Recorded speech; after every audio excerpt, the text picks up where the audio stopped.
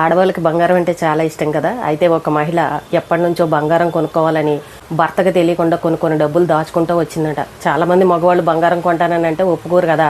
అలాగే ఆడవాళ్ళు ఎవరైనా డబ్బులు దాచారని అంటే ఏదో ఒక అవసరాలకి ఖర్చులకి అడిగి తీసేసుకుంటూ ఉంటారు. అయితే ఆ మహిళ ఎలా అయినా సరే నేను పెద్ద అమౌంట్ అయిన తర్వాత చక్కగా బంగారం కొనుక్కోవాలని అప్పుడు 500, అప్పుడు 100 రూపాయలు, 20 రూపాయలు, ఇంకా ఎంత ఉంటే అంత పాతకాలం నాటి చెక్కబెట్టలు ఉంటాయి కదా, అందులో వేసి పాపం దాచుకుందంట.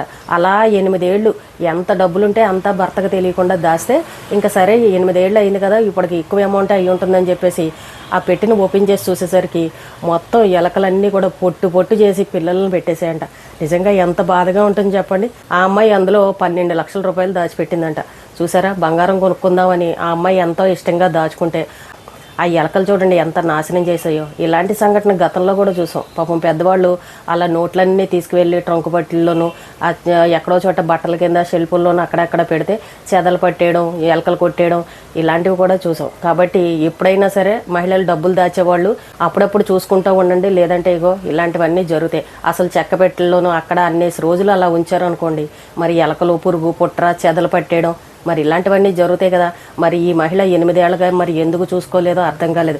మధ్యలో ఎప్పుడైనా ఒకసారి చూసుకుని ఉండుంటే కనీసం కొన్ని నోట్లు పాడైనా మిగిలిన కొన్ని నోట్లన్నా మిగిలేవి. కానీ 8 సంవత్సరాలుగా ఆ అమ్మాయి నోట్లు అలా వేస్తూ దాస్తూనే ఉంది. అక్కడ లోపల ఎలకలు కొట్టేస్తూనే ఉన్నాయి. ఆ అమ్మాయి పాపం బంగారం కొనుక్కునే ఆశ తీరలేదు. 12 లక్షలు అంటే ఇప్పుడు సామాన్యులకి అది మామూలు విషయమా చెప్పండి? ఎన్ని రోజులు కష్టపడితే వస్తాయి.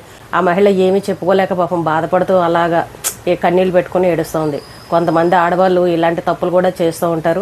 కొంచెం జాగ్రత్తగా చూసుకుంటూ ఉండండి. మీరు డబ్బులు దాచే విషయంలో భర్తకు తెలిసి దాచినా తెలియకుండా దాచినా ఇలా ఎలకలు, బొజ్జింకలు ఇలాంటివి చెదలు పట్టేసాయి అనుకోండి, బాధపడే పరిస్థితి. ఇన్ని నోట్లు పాపం అసలు దేనికి పనికి రాకుండా పోయి ఎంత ఏరుదామన్నా మంచి నోట్లు దొరుకుతాయేమో అని అనుకుంటే 12 లక్షల్లో ఏదో కొద్దిగా దొరికే, మిగిలినవన్నీ చిరిగి ముక్కలైపోయాయి.